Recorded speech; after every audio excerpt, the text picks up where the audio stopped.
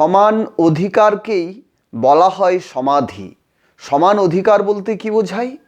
সমান অধিকার বলতে বোঝায় আমাদের যে তিনটে শরীর রয়েছে, এই তিনটে শরীরকে যখন আমরা সমানভাবে সাম্য এনে এক সারিতে নিয়ে আসতে পারি এবং এক সারিতে আনার পর আমাদের যে নিজের অস্তিত্বের যে স্বাধীন অবস্থা, সেই অবস্থার যে উপলব্ধি, সেটাই হচ্ছে সমাধি। সাম্য তখনই আসে, সমান অধিকার তখনই আসে যখন আমরা সমাধি লাভ করি। এই সমাধি কিভাবে আসে? এই সমাধি আসে ধ্যানের গভীরতার দ্বারা। ধ্যান যখন গভীর হয় তখনই মানুষ সমাধি লাভের অধিকারী হয়। ধ্যান কিভাবে গভীর হবে? ধ্যানের গভীরতা কিভাবে আসবে? এই পদ্ধতি রপ্ত করতে হয় দীর্ঘ অভ্যাসের দ্বারা, তত্ত্বদর্শীর আশ্রয়ে থেকে। তত্ত্বদর্শীর তত্ত্বাবধান ছাড়া কখনোই ধ্যানকে গভীর থেকে গভীরতর দিকে নিয়ে যাওয়া সম্ভব নয়। কারণ সেখানে নির্দিষ্ট পদ্ধতি, নির্দিষ্ট প্রথা, নির্দিষ্ট পথ, নির্দিষ্ট উপায় রয়েছে।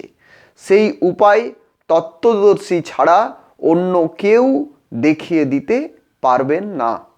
তাই ধ্যান গভীর থেকে গভীরতর, গভীরতম এই বিভিন্ন স্তরে কীভাবে পৌঁছবে, এই স্তরগুলোকে যখন মানুষ জানতে চাইবে, বুঝতে চাইবে, তখনই মানুষকে তত্ত্বদর্শীর শরণাপন্ন হতেই হবে।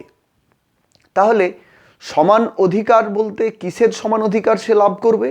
সমান অধিকার বলতে স্থূল শরীরের উপর তার কর্তৃত্ব, সূক্ষ্ম শরীরের উপর কর্তৃত্ব এবং কারণ শরীরের ধারণাকেও সে তার নিজের মধ্যে আনতে পারবে। এই তিনটা শরীরকে যখন সে এক সারিতে আনতে পারবে তখনই ত্রিশরীরের অধিকার বোধ সে লাভ করবে।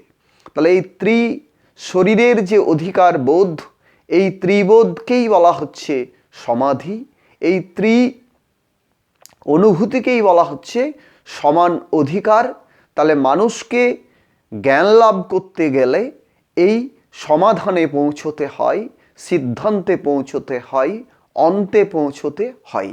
তাহলে মানুষ যদি সিদ্ধান্তে পৌঁছতে পারে, মানুষ যদি সিদ্ধি লাভ করতে পারে, তবেই সে সমস্ত কর্ম করার অধিকার লাভ করে।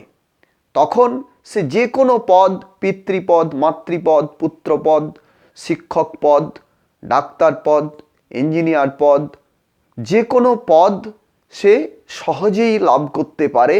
তখন সে যে কোনো ভালো কাজ করার সে অধিকার লাভ করে। তাহলে কর্মের অধিকার আসে কোত্থেকে? কর্মের অধিকার আসে সমাধি থেকে। সমাধি ছাড়া কখনোই মানুষ কোনো কর্মকে সুসম্পন্ন করতে পারবে না। কেন? কারণ তার নিজের সম্পর্কেই বা নিজের অস্তিত্ব সম্পর্কে বা নিজের অস্তিত্বের স্বাধীনতা কোথায়, এই বোধ যদি তার না থাকে, তার পক্ষে শুভকর্ম করা কখনোই সম্ভব নয়। সে ভালো করার চেষ্টা করবে, কিন্তু ভালো করতে গিয়ে শেষে দেখা যায় সে খারাপই করে ফেলেছে। এর কারণ কি? কারণ ভালো সম্পর্কে সঠিক ধারণা তার নেই। কারণ ভালো হতে গেলে যেটা লাগে সেই বোধ তার থাকে না। তাই মানুষ প্রথমেই তাকে উপযুক্ত তপস্যার দ্বারা, উপযুক্ত অভ্যাসের দ্বারা, প্রযত্নের দ্বারা, চেষ্টার দ্বারা তাকে জ্ঞান লাভ করতে হবে, আত্মবোধ লাভ করতে হবে। মানুষ যদি এই বোধ লাভ না করতে পারে তাহলে তার জীবন বৃথা। যদি আত্মবোধ সে লাভ করতে পারে তাহলেই তার জীবন যথার্থ হয়। তাই মানুষকে এইভাবেই বোধ লাভের দিকে ধীরে ধীরে অগ্রসর হতে হবে।